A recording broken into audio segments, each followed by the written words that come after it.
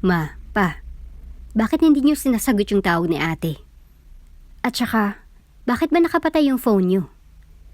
Inilagay ni Maria ang kanyang bag sa isang lamesa at saka umupo sa tabi ni Shara. Next week niya yung kasal. Look, I've insisted na babayaran ko na lang sila since may naipon naman ako. Pero they really want you, Shara. Buntong hininga ni Donnie. I am really sorry, anak. I know it must have been really hard on your side. I did everything I could, but... Naupo si Donnie sa tabi ng kanyang asawa at napahilamos sa mukha. Inilagay ni Maria ang kanyang kamay sa likod ng kanyang asawa at saka dahan-dahan nitong tinapik. Kung bago ka pa lang sa channel neto, ibang kwento ni Ate Jane, istorya mo, ikwento ko. Huwag kalimutang pindutin ang notification bell at subscribe button. Sa nakaraang kabanatay, hindi makapaniwala si Amara na hindi matutuloy ang kasal ng kanyang ate Shara dahil hindi pa raw handa ang binata na magkaroon ng anak sa magiging asawa nito. Chapter 4. Lumipas ang 2 linggo at naganap ng pinaghandaan na debut ni Amara. Maraming pumunta at nagregalo sa dalaga. Pati na rin ang nobyo ng kanyang kapatid na si Jake. Wala pang balak ang magkapatid na ipakilala ang binata dahil alam nilang hindi matutuwa ang kanilang magulang. Oras na malaman nila na mahirap lang ito. Bukod pa rito, ay hindi natuloy ang pagtakas ng magkasintahan. Napagdesisyon na ng tatlo na iurong lamang ang pagtakas kapag na-finalize ng araw ng kasal. So was your first week as an adult? Masayang bati ni Shara sa kanyang kapatid na kasalukuyang nagtatype sa kanyang laptop. Inikot lamang ni Amara ang kanyang mata at saka nagpatuloy sa pagtatype. Alam mo ate, you are right. I feel like wala namang nagbago. Dumami lang responsibilidad ko. Reklamo ni Amara. My God, I need some sleep to be honest. Ilang araw akong kulang sa tulog. Baka mamaya, maging zombie or bumulagta na lang ako kung saan. I told you. Tumataong tugon ng kanyang kapatid na si Shara. Pero alam mo, nagbago ng konti yung perspective ko sa life once na nakilala ko si Jake. Napatigil sa pagtatype si Amara at saka tinitigan ng kanyang kapatid na nakatingin sa di kalayuan. I mean, you know, I feel like he is such a nice guy and all. Binago niya yung outlook ko sa buhay. Binago niya yung way of thinking ko. Na pinagaan niya yung everyday living ko. Nakangising dagdag ni Shara at saka sinandala ang kanyang likod sa isang upuan. Well, 18 ka rin naman na. Siguro pwede ka na rin. Oh no ate, hindi pwede. Hindi pinatapos na Amara ang pagsasalita ng kanyang kapatid. Tumingin muna siya sa paligid at saka nagwika. Bibos no na kailangan kong manatiling single. Dahil ako magpapakasal sa anak na inutangan ni Papa, right? Mabilis na tapahawak sa bibig si Shara at napailing. Oh my God. Bakit ko nga ba nakalimutan niyon? I am so dumb. Bulong ni Shara sa sarili, sabay hampas sa kanyang noo. Anyways, napumunta ka sa trabaho kahapon. Kaya bala kong i-treat ang family natin for dinner mamaya. May plans ka ba later? Wala naman. Pagre-review lang naman ako for the quiz tomorrow. At magpapasa ako ng paperwork sa pinagtatrabahoan ko online. Sagot ni Amara at saka ipinagpatuloy ang pagtatype. Mabuti naman. Teka nga. Alam mo ba kung saan pumunta sila mama at papa? Kanina ka pa sila tinatawagan pero hindi nila sinasagot ang tawag ko. Tanong ni Shara. I am kind of worried since madalas na nagre-ring ang cellphone nila kapag tumatawag ako. Ngayon kasi, as in nakapatay talaga. Nakausap mo ba sila kanina? Well, hindi ko sila nakausap kanina since nagmamadali na ako nung papuntang school. Huwag ka masyadong mag-alala. I am pretty. Oh, ay na pala sila. Wika ni Amara sabay turo sa entrance ng kanilang bahay. Ma, pa, bakit hindi niyo sinasagot yung tawag ni ate? At saka, bakit ba nakapatay yung phone niyo? Inilagay ni Maria ang kanyang bag sa isang lamesa at saka umupo sa tabi ni Shara. Next week niya yung kasal. Look, I've insisted na babayaran ko na lang sila since may naipon naman ako. Pero they really want you, Shara. Buntong hininga ni Donnie. I am really sorry, anak. I know it must have been really hard on your side. I did everything I could, but... Napaupo si Donnie sa tabi ng kanyang asawa at napahilamos sa mukha. Inilagay ni Maria ang kamay sa likod ng kanyang asawa at saka dahan-dahang itong tinapik. Noong magkatingin ng dalawang magkapatid, ay hindi napigilan ni Amara ang mapabuntong hininga. Natatakot siya na baka magkaroon ng gulo oras na makita nilang hindi si Sharang naglalakad patungo sa kinaroroonan ng groom. Napakaraming tanong at ideya ang sumasagi sa utak ni Amara at hindi niya alam kung alin ba dito ang dapat niyang pipiliing pakinggan. Hindi rin iwasan ni Sharang makonsensya. Ngunit ano pa nga ba ang kanyang magagawa? Mahal niya si Jake. At kahit nakakaramdam siya ng awa sa kanyang kapatid, ay aminado siya sa kanyang sarili na handa niyang gawin ang lahat. Makasama lamang ang lalaki habang buhay. Handa siyang lumungoy sa dagat na puno ng mga nakakatakot na nilalang. Tumakbo sa masukal na gubat at makipaglaban sa mga mababangis na nilalang na kayang makasalubong. Marahil kaya ganun na lamang ang pagproprotekta ni Shara sa kanyang nobyong si Jake. Dahil ito lamang ang taong tinanggap ang buong pagkatao niya. Siya lamang nag-iisang lalaki na tumulong sa paghilom ng mga sugat at pasa na hindi madalas makita ng mga taong nasa paligid nila. Siya lang nag-iisang tao na imbes iwan siya sa panahon, tinalikuran siya ng mundo. Handang makipagsagupaan sa mga taong tumalikod sa kanya. Mahal ni Shara si Jake, hindi lang dahil mabait ito at tanggap siya nito ng buong buo.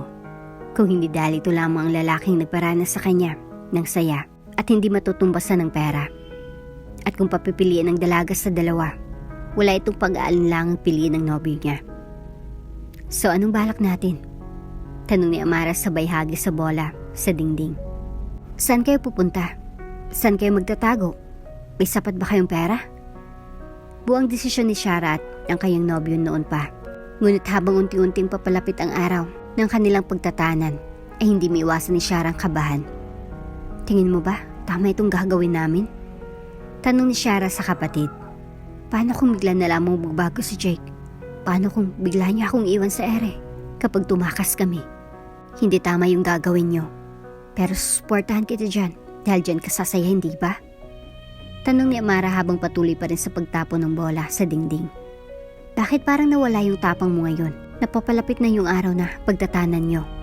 May nangyari ba? Tinitigan lamang ni Shara ang kanyang kapatid. Wala siyang ideya kung bakit siya nakakaramdam ng pag-aalala. Marahil kailanman. Ito lang ang sekretong hindi niya sinabi sa kanyang mga magulang. Sobra siyang natatakot na baka magbago ang tingin nila. Sa oras na malaman nilang naglihim ang kanilang pinakamamahal na anak sa kanila. Alam mo, feeling ko maintindihan naman nila mama. Hindi na iwasan ni Shara mapangiti sa sinabi ng kanyang kapatid. Doon niya napagtanto na alam talaga ng kanyang kapatid kung ano at paano siya mag-isip. Hindi na rin nakapagtataka kung bakit lagi na lamang silang napagkakamalang kambal. Hindi lang dahil magkahawig sila, kung hindi dahil alam din nila kung anong tumatakbo sa isip ng bawat isa. Alam mo, ang galing magbasa ng isip ng tao. Natatawang sambit ni Shara sabay patong ng kanyang ulo sa lamesa. Ganyan ka rin ba sa iba? O sa akin lang? Siguro sa'yo lang ako ganito dahil kapatid kita. Sagot ni Amara at saka nagpatuloy sa pagtapon ng bola sa may dingding. Bakit mo natanong ate? Wala naman. Masaya lang ako dahil bukod kay Jake, meron pang isang tao na kaya akong basahin na para akong isang paborito nilang libro. Nakangising dagdag ni Shara. Siguro sa past life natin, naging kambal tayo. Tingin mo? Natatawang tanong ni Amara at saka pinulot ang mabolang binabato niya kanina. Sa next life kaya natin, magiging magkapatid pa rin ba tayo? Ewan, depende siguro. Puntong hininga ni Shara. Paano kung ito na yung last life natin? E di maghahanapan tayo sa afterlife? Sagot ni Amara. Problema ba iyon? Nagpakita lamang isang masiglang ngiti si Shara habang pinagmamasdan ang kanyang kapatid na chinecheck ang kanyang phone. Sana naman sa next life mo, hindi ka na nagpapaasa ng mga lalaking nagkakagusto sa'yo. Mabilis na natawa si Amara dahil sa sinabi niya kanyang kapatid. Siguro sa lahat ng ugali mo, iyan yung pinakaayaw ko. Sana itigil mo na iyan dahil hindi magandang magpaasa ng mga lalaki. Kinagawa rin naman nila sa akin iyon eh. Pagdadahilan ni Amara. Pinaparanas ko lang naman sa kanila yung ginagawa nila sa akin. Inikot ni Shara ang kanyang mga mata at saka napangisi. Hindi porket ginagawa sa iyo ay dapat mo rin gawin sa iba. Tugon ni Shara. Ayaw mong ginaganon ka, pero ginaganon mo rin yung iba. Sige nga ate, kapag binato kita ng bato, anong gagawin mo? Natatawang sagot ni Amara. Aalis, sagot ni Shara. Sabay na nagtawanan ang dalawa dahil alam nilang ganito talaga ang ugali ni Shara. Basta naisin na lamang niyang umalis habang hawak-hawak ang nagdudugo niyang noo kaysa bumawi sa taong bumato sa kanya.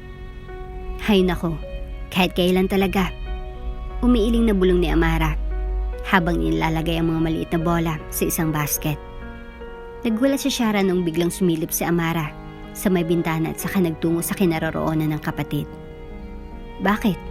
Nagtatakang tanong ni Shara sa kapatid. I-text mo si Jake na kitain tayo ngayon at magpaplano tayo kung paano kayo tatakas. Bulong ni Amara sa kanyang kapatid. Mabilis na kinuha ni Shara ang kanyang cellphone at saka nagsimulang mag-type. So anong balak mo sa ate ko? Tanong ni Amara sa lalaki kasalukuyang iniikot ang tinidor sa spaghetti. Saan kayo pupunta? Saan kayo maninirahan? Hindi ko rin alam. Mabilis na napakunot ang noo ni Amara nung marinig niya ito sa harap na lalaki. Nagkatinginan ng magkapatid at labis silang nagtaka sa sinabi ng binata. Jake, anong ibig mong sabihin? Tanong ni Shara sa kanyang nobyo. Akala ko ba gusto mong... Hindi kita kayang buhayin, Shara. Nalaki ang mga mata ng dalawang magkapatid. Sa sobrang inis ni Amara, ay mabilis niyang hinawakan ang kwelyo nito. Amara, please, calm down. Bulong ni Shara, sabay hawak sa braso ni Amara. Maraming mga tao sa paligid natin, please lang. Huwag tayong gumawa ng scene. Alam mo bang handa si ate? Naiwan lahat para sa'yo? Tapos iyan yung maririnig ko sa'yo? Bulong ni Amara sa lalaking kaharap, sabay bitaw sa kwelyo nito. Alam mo bang gustong-gusto na kitang suntukin ngayon? Dahil sa sinabi mo. Mahal mo ba talaga ang ate ko?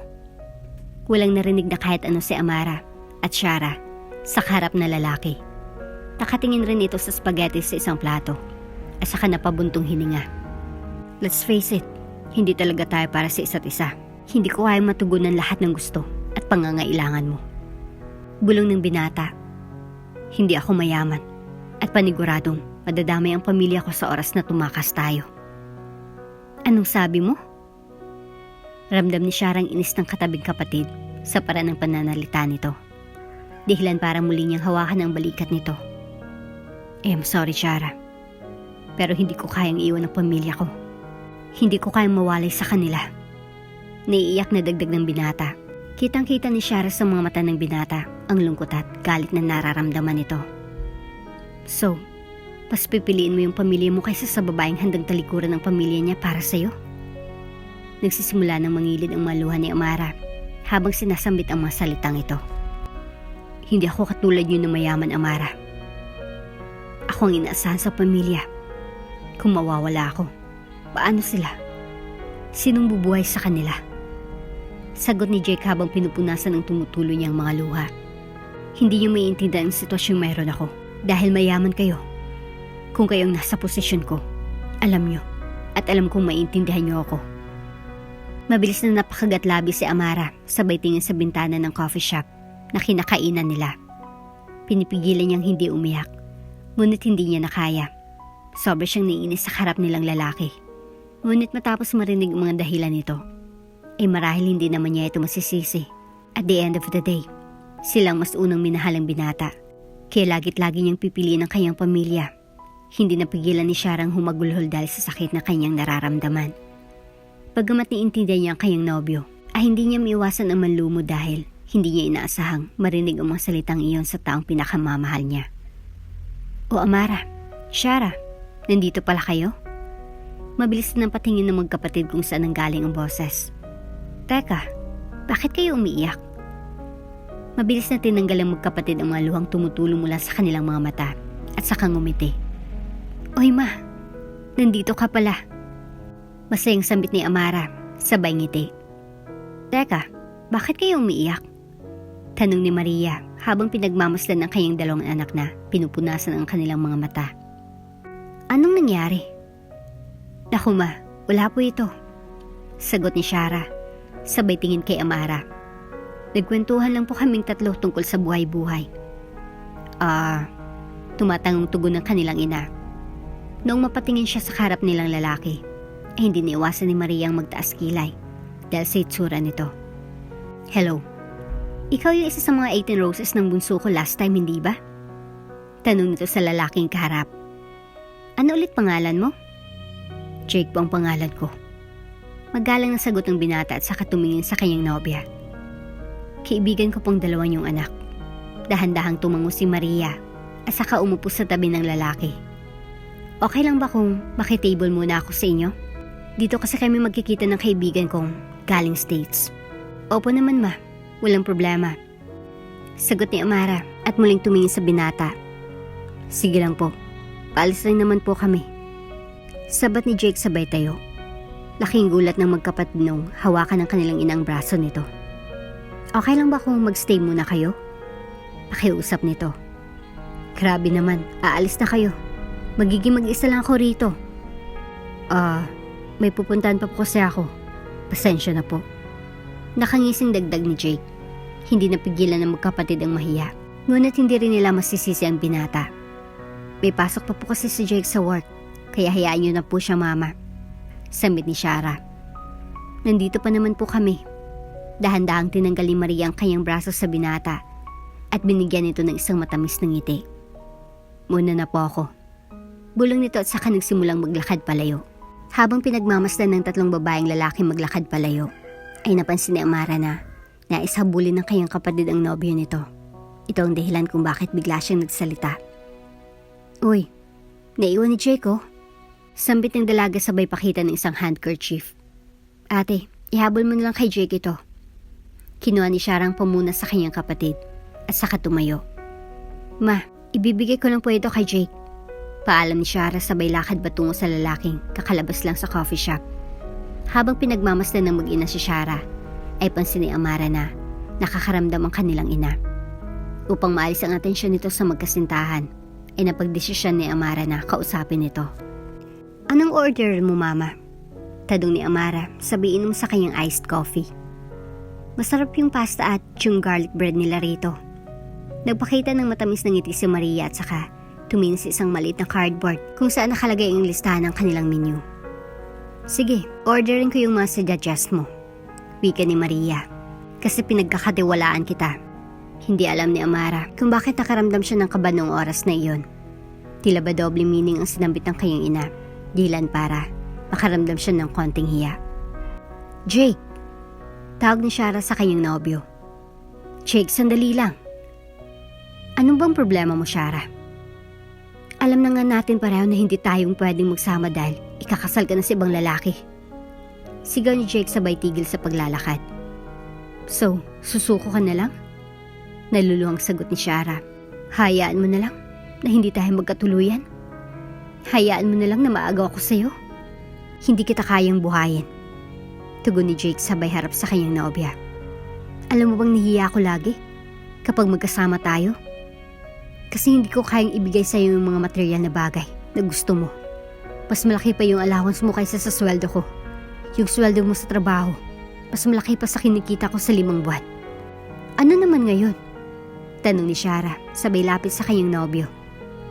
Pwede naman ako magtrabaho sa ating dalawa. Shara, mahalaga ka sa akin. Napakabait at napakaresponsable mong tao. Dapat tratuhin kita bilang isang prinsesa dahil ganun kakahalaga. Buntong hininga ni Jake, sabay tingin sa paligid. At kahit anong pilit ko, alam kong hindi tayo pwede magkatuluyan. May mas deserving pa sa akin para sa pagmamahal mo. Ano bang sinasabi mo, Jake? Bulong ni Shara. Ikaw lang ang gusto ko. Kahit ilang beses akong mamatay at mamuhay bilang ibang tao, pulit-ulit kitang hahanapin at pipiliin. Dahil hindi ko nakikita ang sarili ko sa piling ng ibang tao.